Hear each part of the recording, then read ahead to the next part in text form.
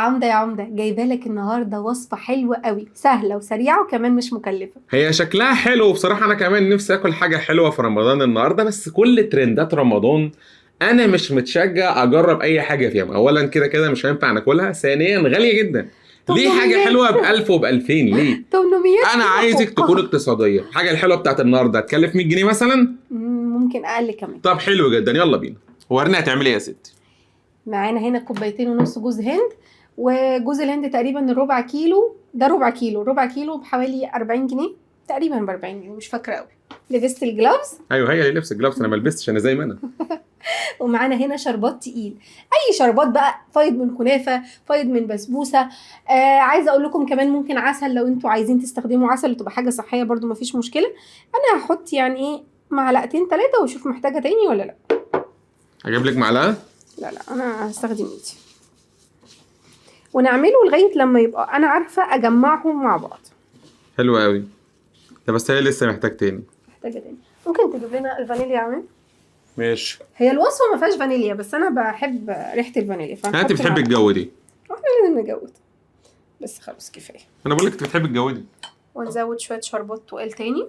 هي كانت عايزه تقريبا جوز هند، يعني مش خشن قوي، اللي عندي ده خشن قوي بس بدات تمسك اهي. هتبقى حلوه.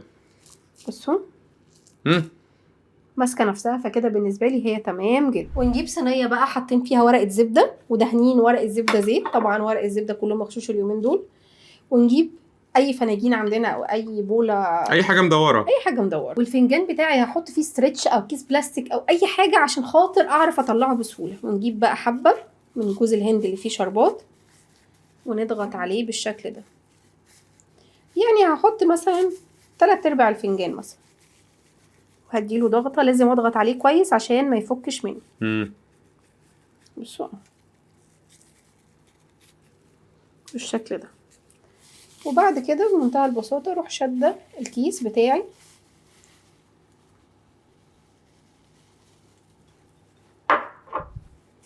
فهتطلع معايا حلوه وزي الفل اهي.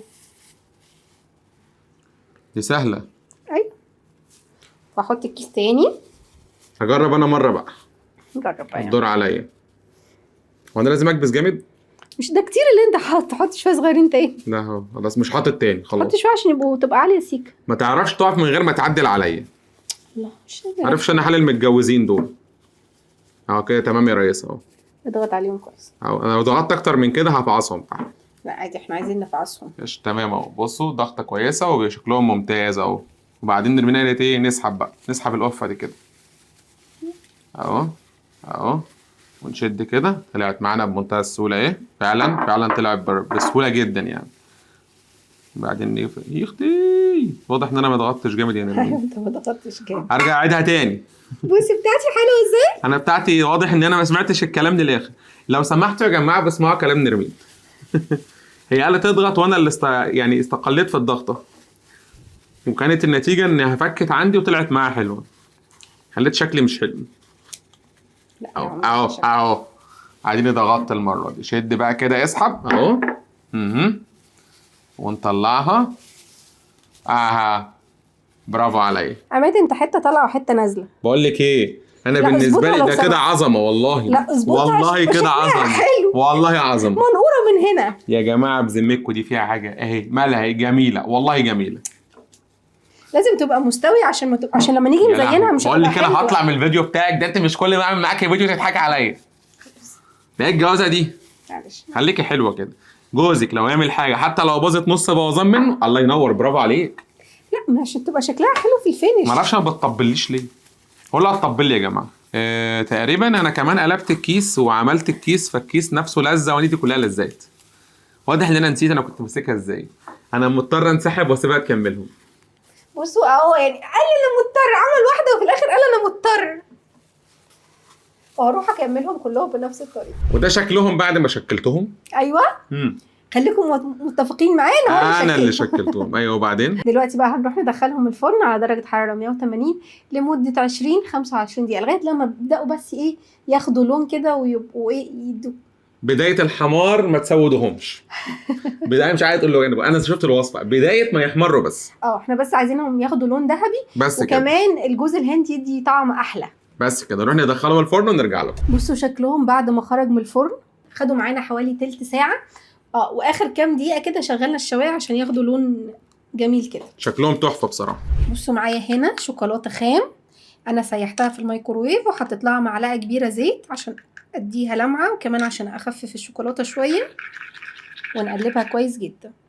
هنسيحها بقى في الميكروويف، اوكي، هتسيحوها على حمام مائي براحتكم، بس لو هتسيحوها في الميكروويف لازم تدخلوها 30 ثانية وتطلعوها تدوها تقليبة، بعد كده تدخلوها تاني لغاية لما توصلوا للقوام الحلو ده. هي من تحت دايبة، فانا لما حطيتها سقطت على طول، فانا هعمل ايه؟ هنحط احنا شوكولاتة بالمعلقة بدل ما هنزلها واقعد اغلب في نفسي، لا، انا هاخد شوكولاتة كده واحطها من فوق بالظبط، ونحطها بالشكل النتيجة ده. واحدة. هي ونحاول ننزلها كده من الجناب بالظبط. لا، حطها كده براحتك، هي كده كده هتعمل. اما يبان بقى. شايفين اهو. حط شوية شوكولاتة حلوين كده عشان يبقى طعمها جميل، ها ما تسترخصوش يعني. بصوا اهو، وبعد كده نروح حاطينها كده. اعمل واحدة بقى، نفسي اعمل واحدة انا يعني، انتي عمالة تعملي كله وانا قاعد جنبك بطة. وعماد بقى يعمل واحدة بقى يفعلخص فيها، كالعادة هيبوظها. لا مش هبوظ ولا حاجة، انت شطور. ايوه، عشان نعلم بتاعتي هنحطها ببوزة. ليه؟ عشان تبقى متعلمة. هتسيح، خليها كده بس. ابدا، بتاعتي الوحيدة تفضل مقلوبة. هو بيحب المقلوب. انا بقى اللي هزين مش هي، عشان هي بصراحة تعبانة من اول الفيديو. عماد خطوط واحدة بس، ايوه كده رايح جاي بس. ماشي. يا نهار اسود على طب يعني ما تحسسيش ان انا عاملهم وحش قوي كده. معلش. بقول لك ايه، لما تيجي تعمل حاجه حلوه في المطبخ خلي مراتك اللي تعمل واسكت انت. لا يا عماد، عايزين نزود شوكولاته تاني؟ لا حلو كده.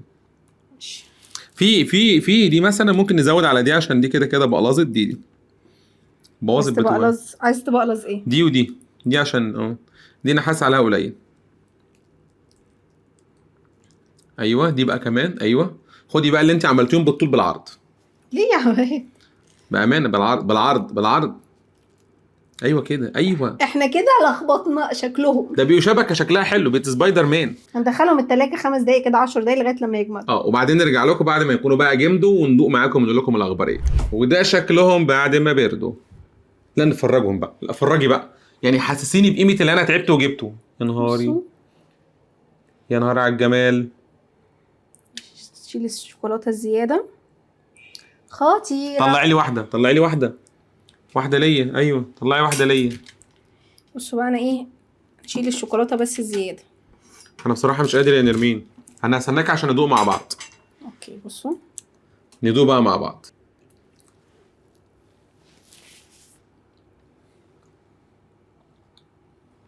قريبه من باونتي كده، بس باونتي بتبقى الحليب المكثف بيبقى مديها طعم غني اكتر من الشربات، يعني ممكن نعملها زي فكره باونتي كده.